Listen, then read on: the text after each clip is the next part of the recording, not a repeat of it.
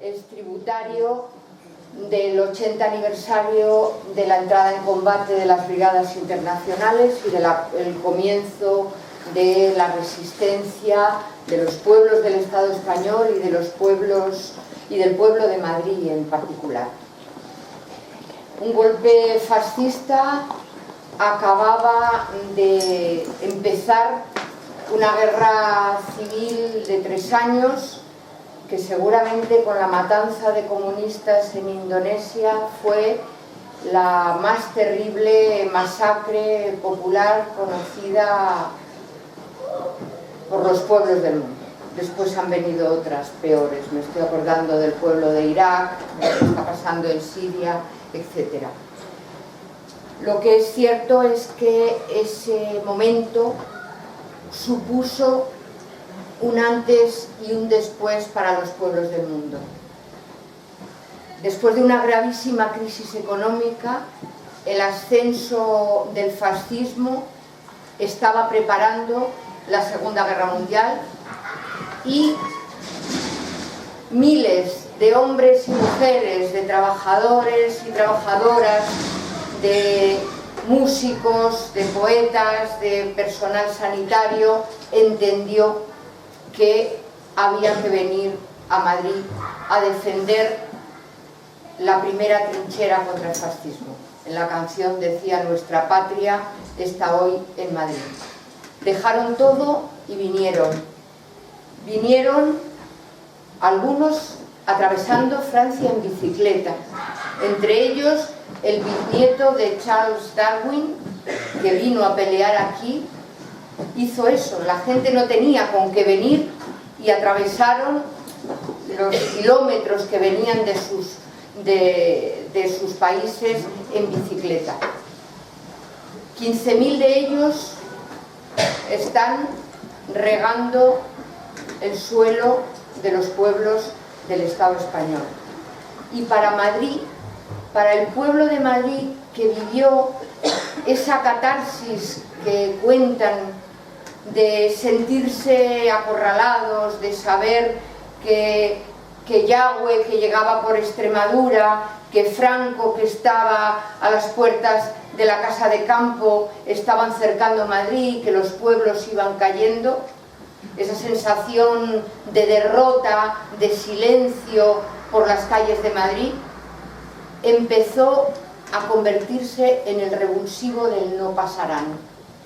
Es un pueblo que se reinventa a sí mismo, que se levanta sobre el miedo y sobre la derrota y entiende que lo mejor, lo único que puede hacer es resistir al fascismo. Y en ese momento de catarsis, las brigadas internacionales que estaban recibiendo entrenamiento militar en Albacete vienen hacia Madrid. Entran por la carretera de Valencia, atraviesan por la avenida de la Albufera, Atocha, la Gran Vía, para ir al frente de la Casa de Campo. Ese momento en cual un pueblo comprueba esas caras de gente de todas las edades, de gente vestida con sus trajes de calle, que dejaron sus familias, dejaron su vida para venir a pelear aquí, fue la mayor inyección de moral, de euforia y de voluntad de resistencia. Uno de ellos era Marcos Sana. Marcos Sana, no de las brigadas internacionales, me refiero de la gente que recibe ese revulsivo. Marcos Sana nació, era el 4º hijo de una familia de jornaleros pobrísimos de un pueblecito de Salamanca, cuyo nombre no recuerdo.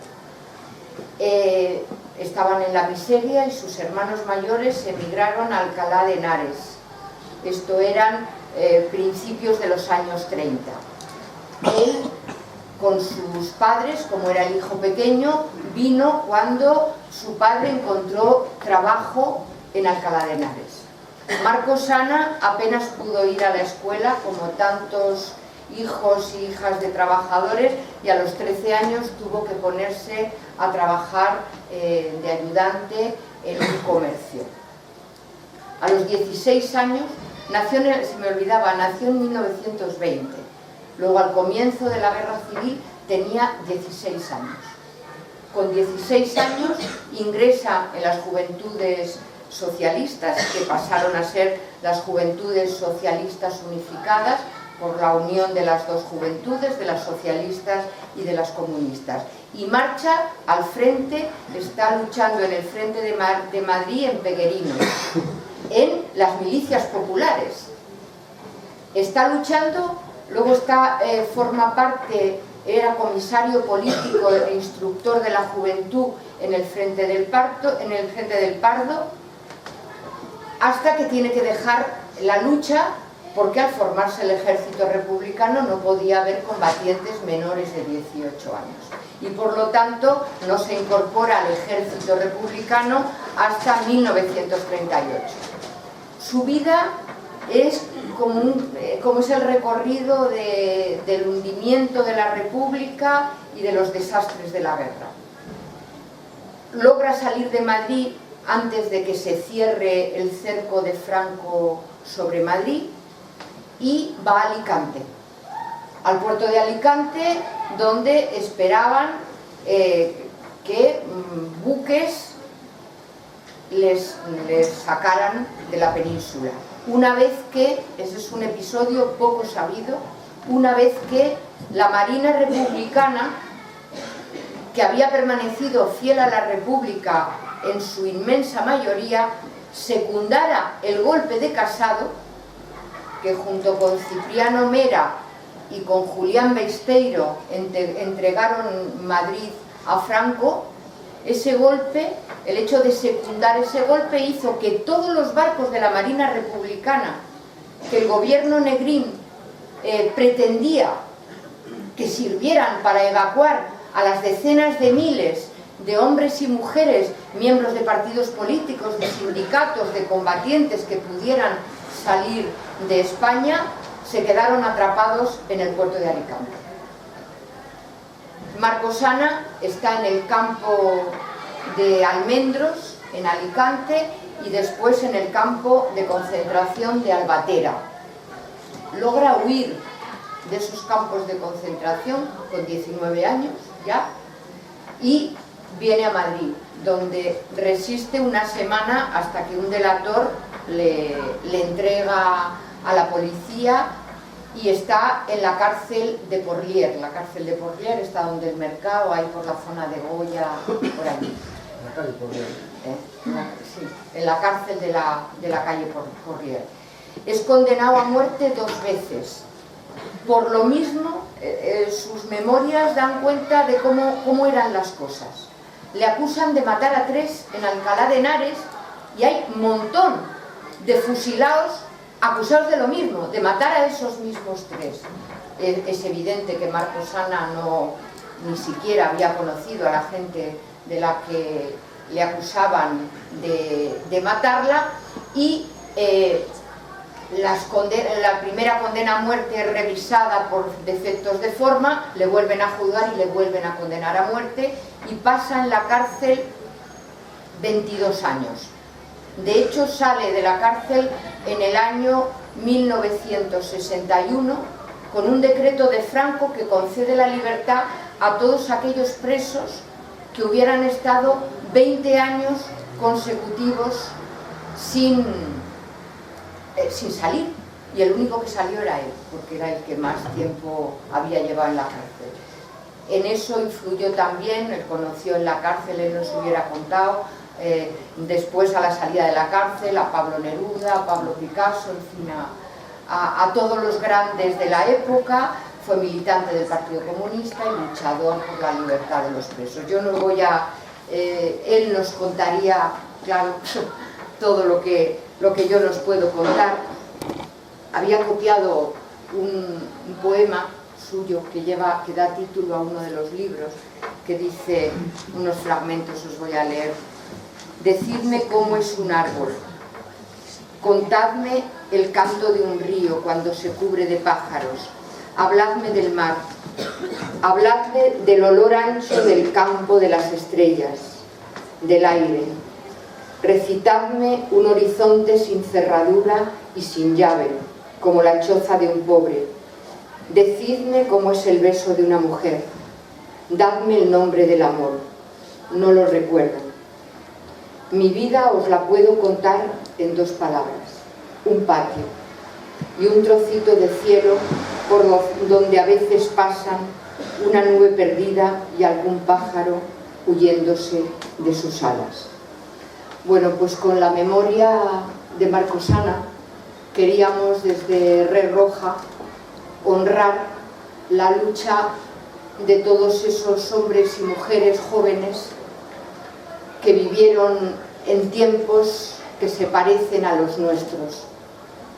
No porque todavía podamos decir que vivimos en una dictadura fascista, esta es la democracia burguesa, no hay por qué llamar dictadura fascista a una forma de democracia que convive con la represión que está cayendo sobre la juventud, sobre las y los sindicalistas, sobre todos aquellos que luchan, como las más de 30 procesados en estos momentos de las marchas de la dignidad, como Alfon, como Nahuel, como Néstor, en momentos en los cuales sabemos que esa inestabilidad de que se lamentan tiene su causa en que saben perfectamente lo que van a hacer. Lo que han hecho desde que decidieran salvar los bancos, salvar a las grandes empresas y golpear con los recortes, las reformas laborales y los recortes de las pensiones a la clase obrera y a las clases populares, y sabe perfectamente lo que va a hacer el gobierno que sea investido hoy por hoy con toda probabilidad un gobierno Rajoy. Un gobierno inestable, porque va a haber lucha, no nos cabe ninguna duda. Las que estáis esta tarde aquí, los miles que están por ahí, la juventud que sobrevive malamente en los barrios obreros, la gente precaria, la gente parada, los inmigrantes de los CIES, toda esa gente va a luchar, vamos a luchar. Y hacemos este acto porque estamos convencidos y convencidas de que no vamos a ser capaces de estar a la altura de las circunstancias, de honrar la memoria de las que cayeron y de los que cayeron de la mejor manera posible, que es luchar por lo que ellas y ellos lucharon, sin tener bien fresca, bien presente su memoria de lucha, de combate y ese tesoro de solidaridad internacional que nos dieron las brigadas internacionales. Núñez Díaz Balar es una compañera, es quizá para nosotros, para la gente de Red Roja, lo más importante, pero además es muchas más cosas. Ella es profesora en Ciencias de la Información, profesora titular de Comunicación Social. Y como obras son amores, pues si os cuento un poquito de su obra, os vais a dar cuenta de cómo desde bien jovencita ella supo cuál era su lado en la trinchera y cuál su aportación a la lucha de la gente. Ella hizo su tesina en 1983, que llevaba por título La prensa en las brigadas internacionales. La tesis se publicó en 1988 y tenía por título La prensa de guerra en la zona republicana durante la Guerra Civil Española. Los ejes de su obra fueron 2, si ella piensa otra cosa me corrige. Por un lado, el análisis de la propaganda y la prensa durante la Guerra Civil, y por otro lado, el estudio de la represión durante la dictadura. En mi opinión, su obra es la mayor obra que existe en el Estado español sobre estos temas, muy centrada además fundamentalmente en las mujeres y en la infancia. Los libros que ella ha escrito, uno de ellos se llama La disciplina de la conciencia en las brigadas internacionales, otro yo lo desconocía preparando la presentación, me parece que debe ser un libro muy importante, se llama Las mujeres caídas, prostitutas legales y clandestinas en el franquismo. Otro es Los años del terror, la estrategia de dominación y represión del general Franco, además de la tesis que se publicó. Es coautora con Antonio Rojas de un libro fundamental que se llama Consejo de Guerra, los fusilamientos en el Madrid de la posguerra, aparte de prólogos, dirección de obras, de participación en libros colectivos, coordinándolos, etc. Le agradecemos infinito que esté aquí esta tarde y bueno, tenemos más tiempo, el hecho de que Marcos Ana no pueda estar con nosotros pues hace que podamos aprovechar mucho más la presencia de Mirta y le agradecemos mucho que esté aquí.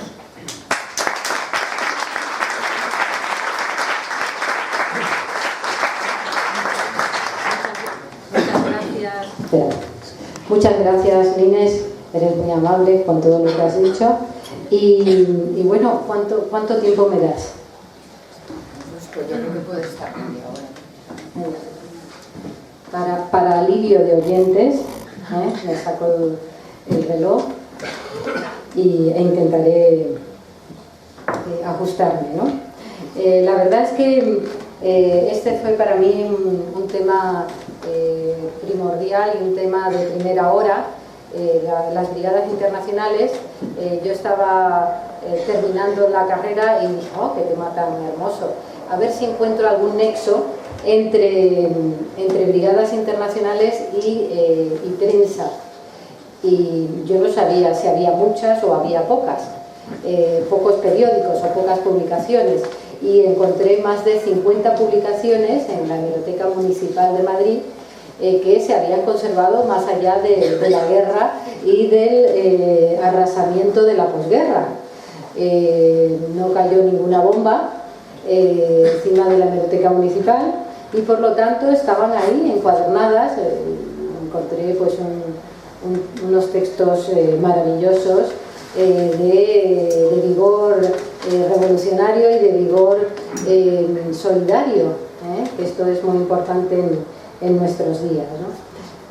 Sin embargo, yo creo que todo quedaría así un poco sin sentido sin colocar las brigadas internacionales en el contexto del verano y del otoño de 1936. Porque claro, cuando se habla, ¿no?, de la llegada de estos 35.000 hombres, que es la cifra un poco de acuerdo hoy en día de los historiadores, en el franquismo, bueno, llegan a decir 100 y pico mil, no, 35.000 hombres de 53 naciones. Esto es un poco el acuerdo que hay dentro de las limitaciones en cuanto a las fuentes para probar este número. Pero lo que tenemos que ver es por qué vienen. Y vienen porque en agosto de 1936 las democracias europeas homónimas a la República deciden no vender, que no regalar, ni siquiera vender armas para la defensa de la República. Luego la República mira a su alrededor y dice, bueno, ¿y con qué armas me voy a enfrentar a esa sublevación interna de los militares pretorianos y colonialistas de toda la vida? Y además a la ayuda que recibe Franco a la semana aproximadamente después del golpe, que es la ayuda de Hitler, el principal ejército europeo de la época. Entonces a la semana ya tiene la ayuda de Hitler y un poco más adelante tiene la ayuda absolutamente desbordada, que fue su verdadero amigo, Mussolini. Con lo cual, bueno, los rebeldes se encontraron con un entorno internacional mucho más favorable y sin embargo la República no encuentra a sus amigos. ¿Dónde están mis amigos, no? ¿Dónde están para vender armas, como os decía, no? Luego, desde los partidos comunistas de toda Europa hay una convocatoria a la que se suman también organizaciones de izquierdas en general, unidas los primeros en la Comintern, en la Tercera Internacional, para hacer llegar la ayuda a España. Bueno, pues este es el origen de las brigadas internacionales. Aquí en España, claro, parecía increíble, ¿no? Esa soledad del gobierno legal y legítimo. La República era el gobierno legal y legítimo y el primer gobierno que había pasado por las urnas. Antes no había existido ninguna democracia hasta llegar diríamos, al siglo XIX, al sexenio revolucionario. Es decir, la primera democracia española del siglo XX es la Segunda República. Cuando la Segunda República se da cuenta de su soledad, pues intenta paliar este déficit de armas y de todo tipo de avituallamiento bélico con el recurso, bueno, pues a la solidaridad internacional, y las brigadas internacionales son una expresión de esa solidaridad internacional. Otro elemento que yo creo importante es que yo diría que hay que darle la vuelta a la historia en el sentido de que siempre lo vemos en los aspectos negativos, ¿no? Nos dejaron solos, no nos vendieron armas. Bueno, hay que reconocer el carácter absolutamente precursor, revolucionario, de una gran valentía del pueblo de Madrid, fundamentalmente, también de algunas localidades que logran vencer de aquella manera, de una manera extraordinaria a los insurrectos, ¿no? A los militares que se habían levantado. Nosotros no podemos entender esa situación absolutamente extraordinaria sin entender que el ejército del país, el ejército de la nación, estaba dividido, estaba, diríamos, en vacaciones, y eso lo habían aprovechado los golpistas. Luego, otro de los factores claves es que el ejército queda desmoronado, el orden público queda en gran parte desmoronado, y la República va a tener que defender su democracia y su país, va a tener que defenderlo con unas dificultades enormes en el transcurso de un conflicto bélico. Y logra lo más importante, y esto es un éxito pocas veces subrayado, lo logra en el transcurso de una guerra civil y una guerra internacional. Y esto es un gran éxito, porque el gran éxito de la República es la resistencia. La República no quiere la guerra, la República se le impone la guerra, pero mientras que los golpistas justamente lo que buscan es la violencia y el sometimiento.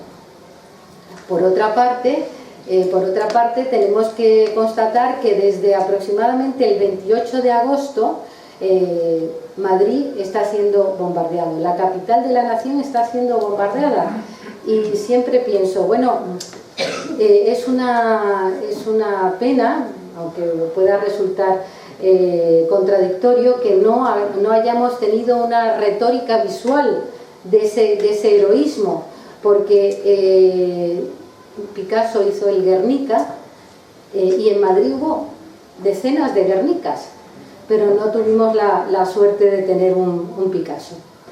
Desde el 28 aproximadamente de agosto hasta el 28 de marzo del 39, Madrid es reiteradamente bombardeada por las fuerzas nazis de la Legión Cóndor.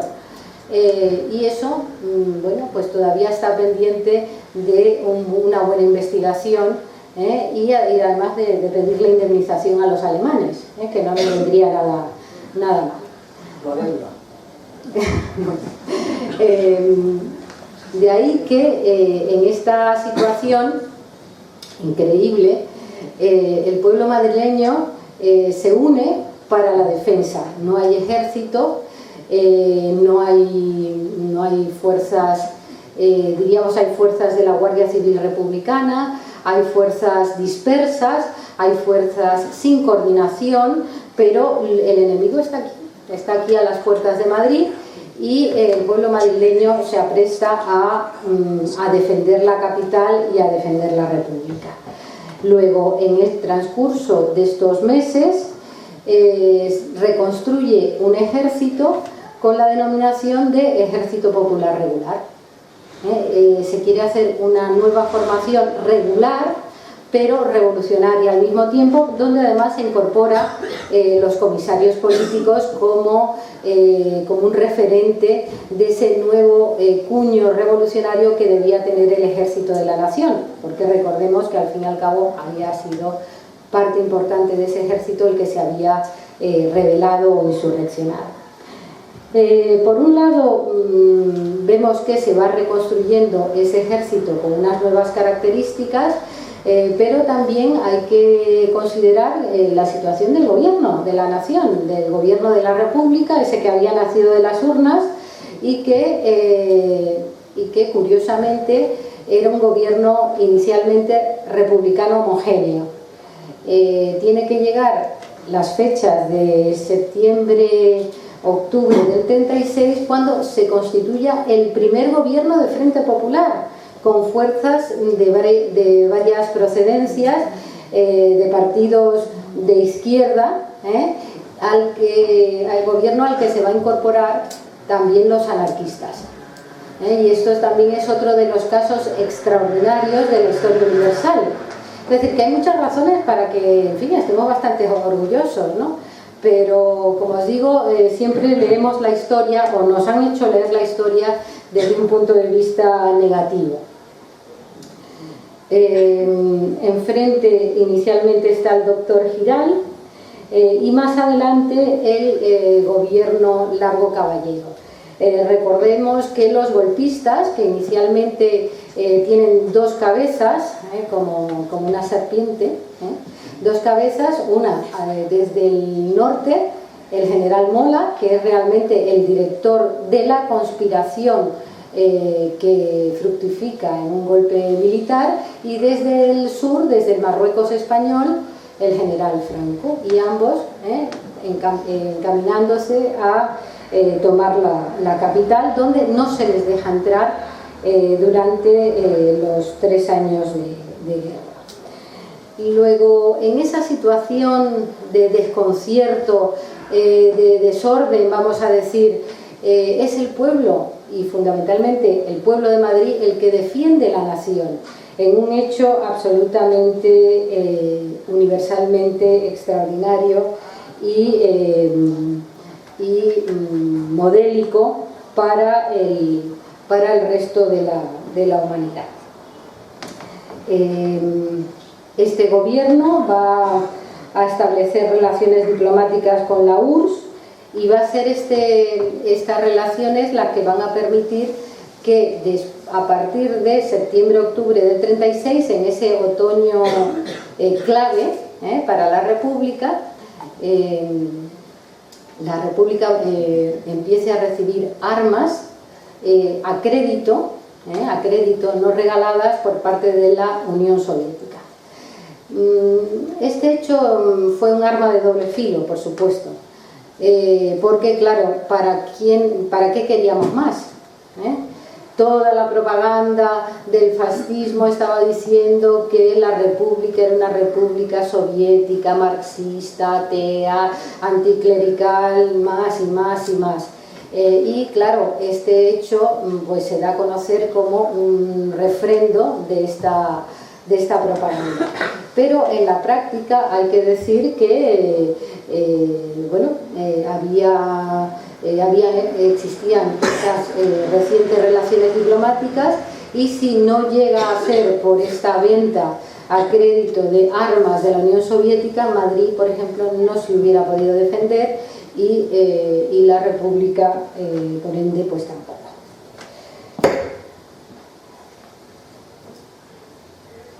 ¿Quién estaba enfrente? Bueno, pues ya lo sabemos, lo hemos mencionado, el general Mola, general Franco y otros generales sublevados e insurrectos que estaban cometiendo el principal delito que puede cometer un militar, que es el sublevarse contra el gobierno, en este caso legal y legítimo, que es el que le había conferido las armas.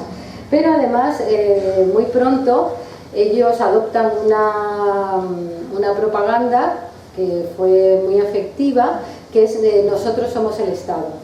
Curiosamente, ellos que se habían sublevado contra el Estado democrático, pues ellos se venden, vamos a decir, como nosotros somos el Estado, y por lo tanto, bueno, constantemente van a llamar, y esto lo habréis leído en testimonio, no, es que los rebeldes son los otros. Y dice, bueno, ¿cómo es esto? Si sois vosotros los que os habéis sublevado. Pero claro, siendo los militares en este país, el ejército, pues no querían admitir que ellos y no otros eran los que justamente se habían insurreccionado, se habían alzado según su denominación.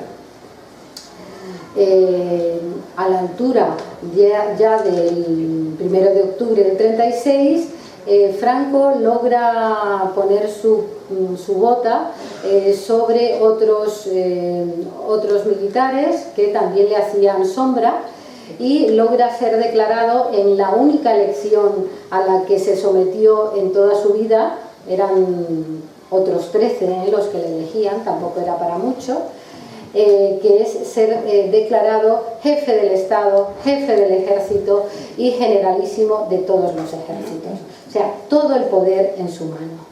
Y toda la nueva legislación que van creando, además se publica en un vehículo que está presente en nuestros días, que es el Boletín Oficial del Estado, porque ellos eran el Estado, ellos pretendían ser el Estado. De esa manera, pues, nos encontramos con ese choque de dialécticas, con este choque del territorio español, de un enfrentamiento europeo, y en este caso España da la cara por el resto de Europa. Es decir, que mientras Checoslovaquia había sido aplastada, mientras la izquierda alemana había sido aplastada, mientras se paseaba el ejército nazi por toda Europa, en España se levantaba la cara y se les frenaba.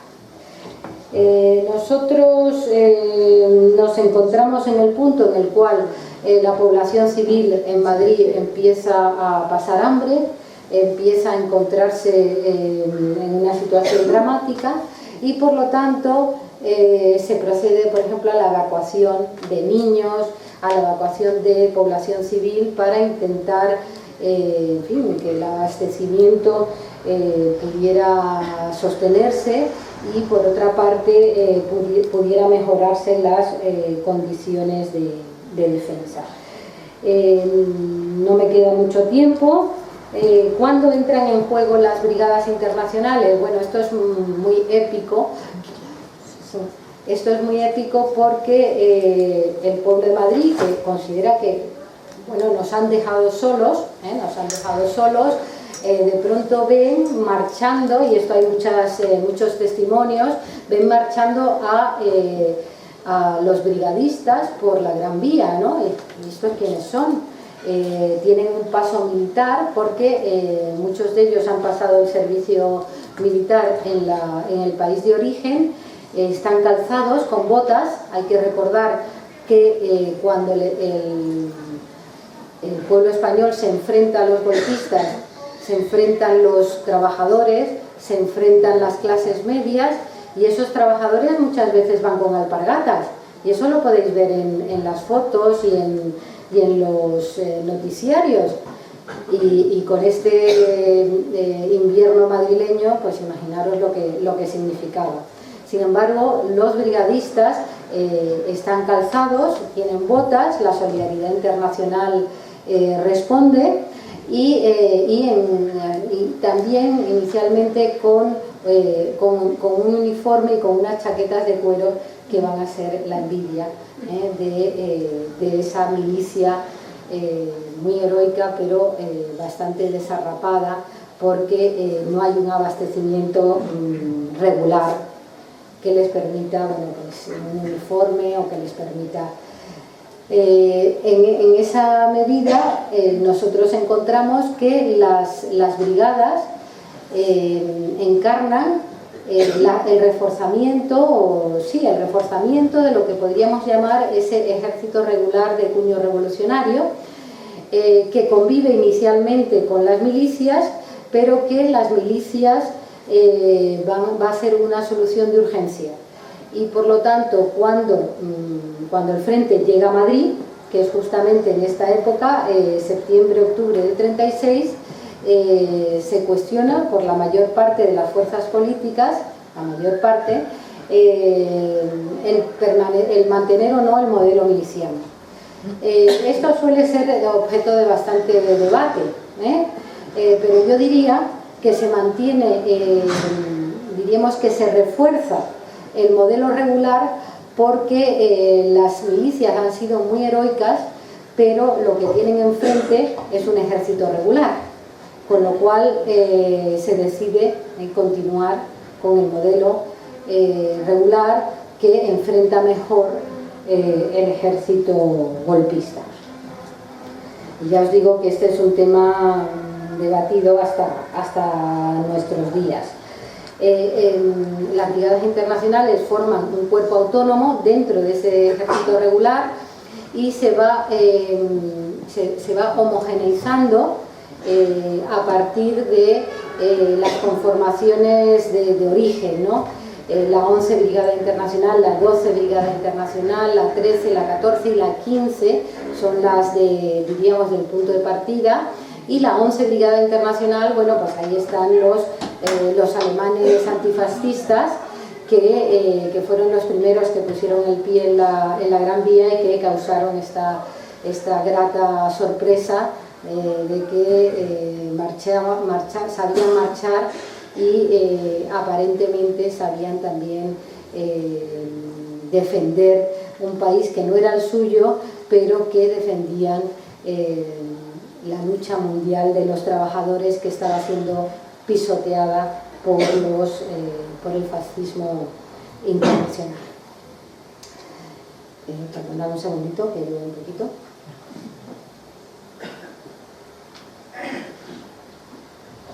La verdad es que uno se queda apasionado cuando lee todo esto, cuando lee, por ejemplo, que en el modelo miliciano inicial se elegían los mandos, se discutía en asamblea en muchas ocasiones las estrategias, pero claro, eso tenía otra cara, a veces de falta de efectividad en la defensa. Y fue este Ejército Popular Regular el que consigue darle una conformación más poderosa de defensa. Las brigadas internacionales tienen también integrantes de esos países democráticos que le han dado la espalda a la República Española. Por ejemplo, la 15 Brigada Internacional, la Brigada Abraham Lincoln, es la brigada anglosajona por excelencia, la brigada de británicos, de canadienses, de norteamericanos, pero también de hispanoamericanos, de cubanos, de mexicanos, de argentinos, y esta brigada tenían, claro, la lengua inglesa para comunicarse, aunque todos son llamados a aprender el castellano. Y de hecho sus publicaciones están en inglés, pero también se traducen al castellano. Tuve la suerte como me dio por esto jovencilla, tuve la suerte de conocer a algunos norteamericanos que además tenían mucha gracia porque tenían pinta de norteamericanos, es decir, iban con camisa de flores y tenían una pinta a la legua, de que eran de Brooklyn o eran de California, y sin embargo, bueno, eran rojísimos.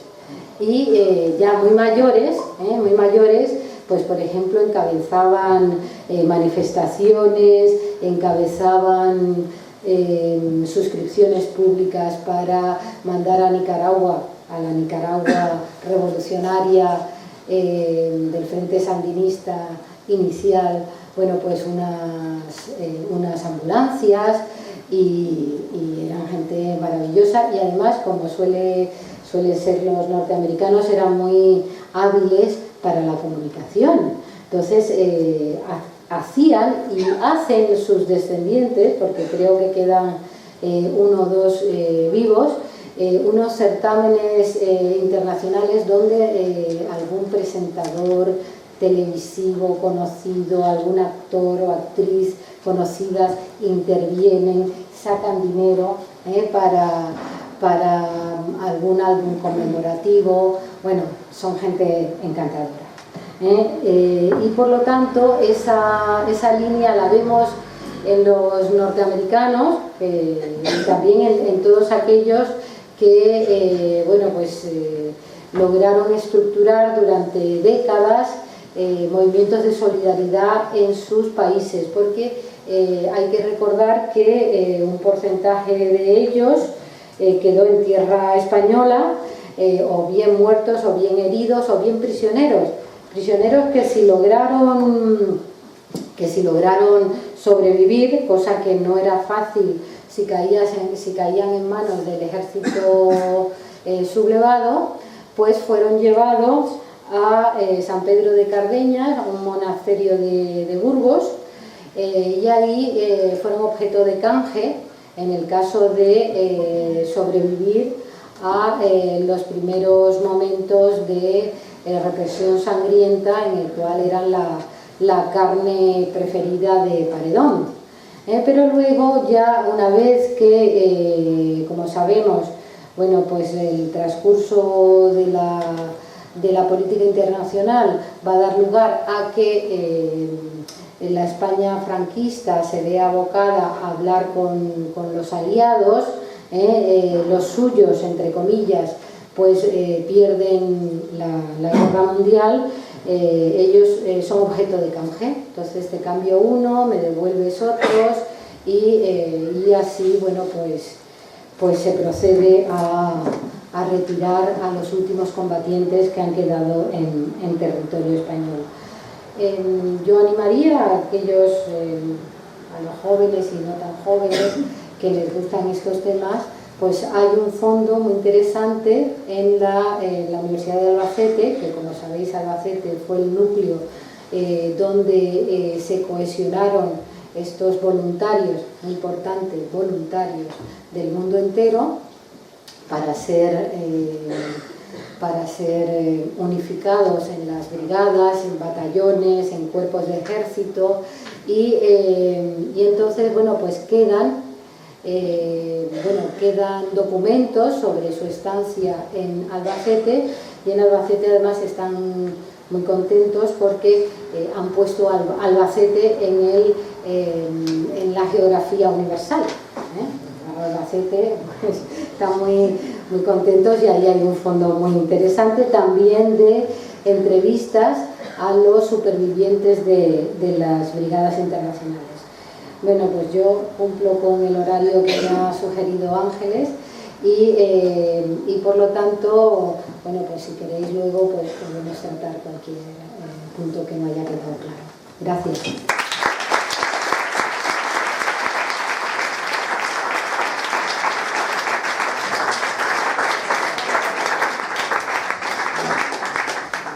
Muchas gracias, Mirta. Hay algunas cosas que quería deciros que antes, con el aturdimiento de que no venía Marcos Ana, se me han pasado y son muy importantes. Una de ellas es que, mejor que hacer un minuto de silencio, queríamos desde Red Roja proponeros dedicar este acto a una compañera muy querida que ha fallecido hace 6 días, Amparo Hermoso, la más conocida como la abuela de Alfon.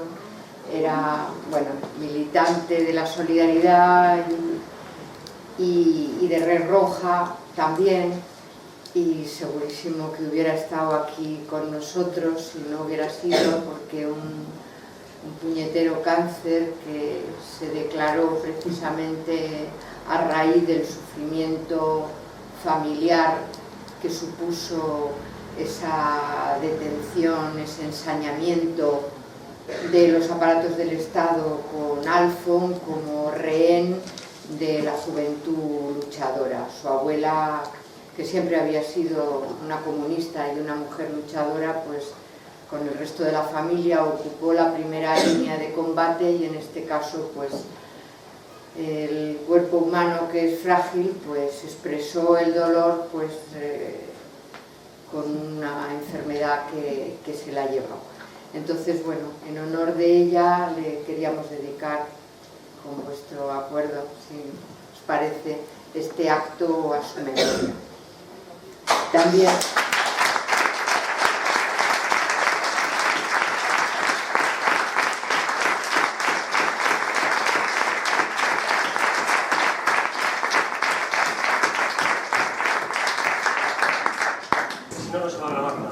sí, una de las anécdotas que no se cuenta, que no las sabía Inés, pero yo se la cuento y la cuento a todos, es que él estuvo, Marcos Sana estuvo en el encuentro clandestino que tiene el Che Guevara con Fidel Castro cuando vuelve del Congo.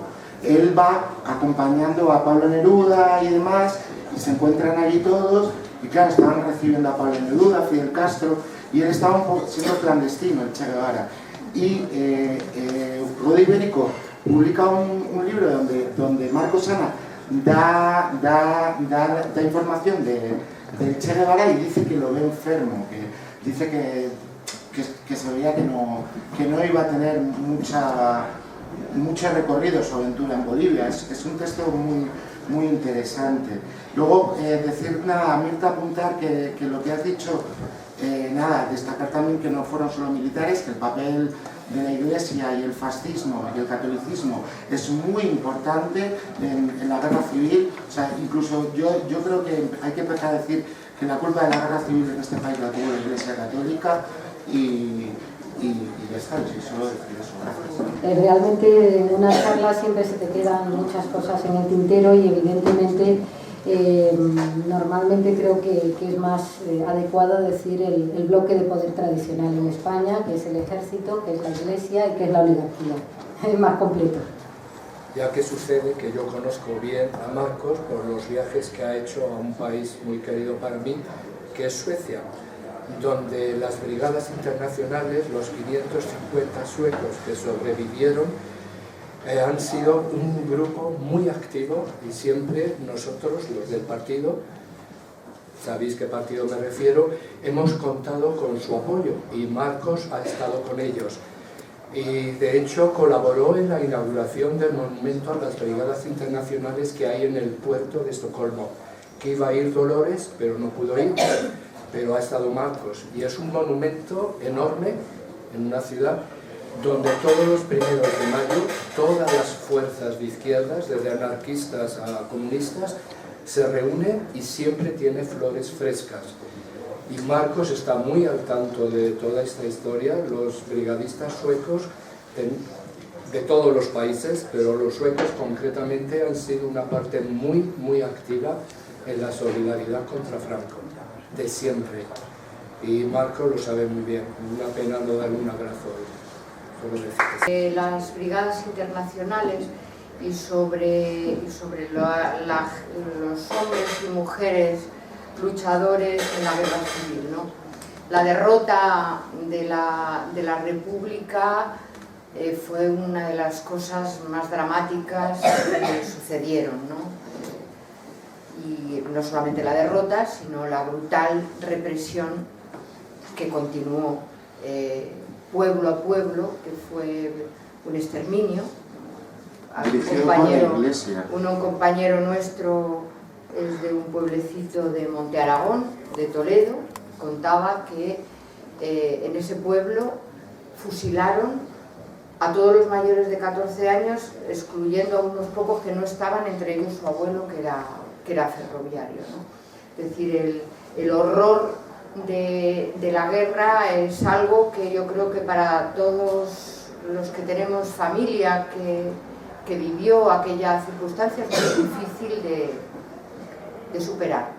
Sin embargo, la vida sigue y la dialéctica continúa, porque efectivamente esa experiencia militar de las brigadas internacionales y del propio ejército republicano fue un baluarte, una condición sine qua non para la resistencia frente al fascismo.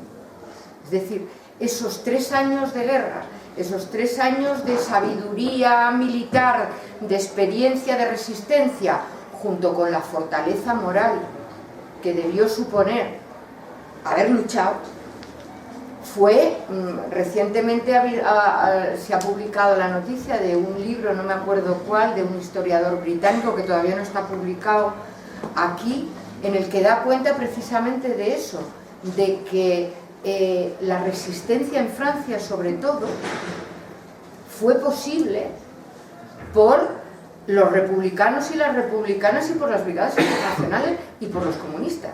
Evelyn Mezquida, la 9. Eso es. Que por lo visto De Gaulle, cuando entraron en Toulouse, entraron un montón de republicanos españoles y De Gaulle dijo, ¿y todos esos españoles que hacen ahí desfilando? Y dice, pues sí, son los que han liberado la ciudad de Toulouse, ¿no?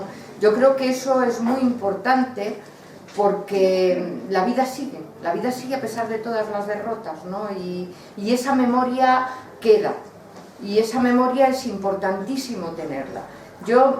Se ha repartido ahí un texto que en la época que yo fui diputada y sobreviví a una experiencia bastante difícil, que es esa de pisar los parlamentos, y donde se ve que realmente sirve para muy poco, que las cosas pasan en la calle, no en los parlamentos.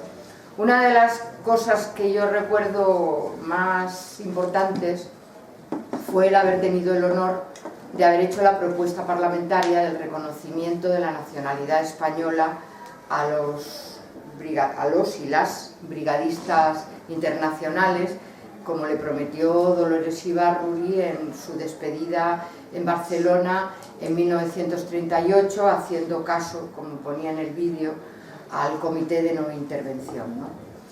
Y fue una cosa curiosa porque fue aprobado por unanimidad, claro, sin ningún reconocimiento económico. Pero cuando yo les pregunté a gente que ha hecho un trabajo importantísimo en relación con las brigadas internacionales y en la Asociación de Amigos de las Brigadas Internacionales, que creo que desde aquí hay que hacerles un reconocimiento muy importante, eso sucedió en el año 1995, donde se preparaba el homenaje para 1996, y yo les pregunté, digo, bueno, y esto qué raro, ¿no? Porque en 1995, desde que hay parlamento en el año 77, ¿cómo es que ha tardado tanto tiempo en que se reconociera algo, en esta supuesta democracia que teníamos, tanto tiempo transcurrido en cumplir la promesa de la pasionaria, ¿no? Y la respuesta que me dieron, yo no sé si hay aquí algún miembro de la Asociación de Amigos de las Brigadas Internacionales, fue que en cada legislatura habían ido a los grupos de izquierda, incluido el Grupo Parlamentario Comunista y el Grupo Parlamentario de Izquierda Unida, estamos hablando de 95, y siempre se había dicho que se les había dicho que eso era reavivar viejas heridas y que era algo completamente inadecuado. Afortunadamente las cosas cambiaron, pero yo digo porque es muy importante, porque creo que se han cometido muchos errores en la transición, y uno de ellos es haber colaborado en el pacto de silencio que hace que mucha gente, es decir, no solamente desde los libros de texto, sino desde las propias familias, muchos chavales y chavalas, hijos seguramente o nietos de abuelos y abuelas que han luchado, no sepan qué son las brigadas internacionales, no sepan lo que ocurrió en nuestro país. Y eso a las clases dominantes les viene muy bien, porque un pueblo que no sabe su historia es un pueblo que no tiene sus profundas raíces, y la identidad de clase y la identidad de la solidaridad internacionalista que hemos tenido el privilegio de haber recibido debía ser uno de los patrimonios históricos más grandes que lleváramos la gente en nuestra cabeza y en nuestro corazón, ¿no? Entonces, bueno, nada, como es algo que no es muy conocido, pues hemos repartido una hoja, pero vamos, está en la página web del Congreso de los Diputados, por si alguien tiene curiosidad. La población de Belgrado ponía su cuerpo como escudos humanos en los puentes que atraviesan Belgrado sobre el Danubio. En uno de sus puentes, y bajo las bombas de la OTAN, murió el presidente de la Asociación de Brigadistas Yugoslavos en la Guerra Civil Española. Es una de las paradojas de la vida en la que ese hombre que vino aquí... Por eso otra vez hoy la causa te aparece como en aquellos días, noble y tan digna de luchar por ella. Y su fe, la fe aquella, él la ha mantenido a través de los años y la derrota. Cuando todo parece traicionarla, mas esa fe, te dices, es lo que solo importa. Gracias, compañero, gracias por el ejemplo. Gracias porque me dices que el ser humano es noble. Nada importa que tampoco lo sean. Uno tan solo basta, como testigo irrefutable de toda la nobleza humana. Pues muchas gracias a los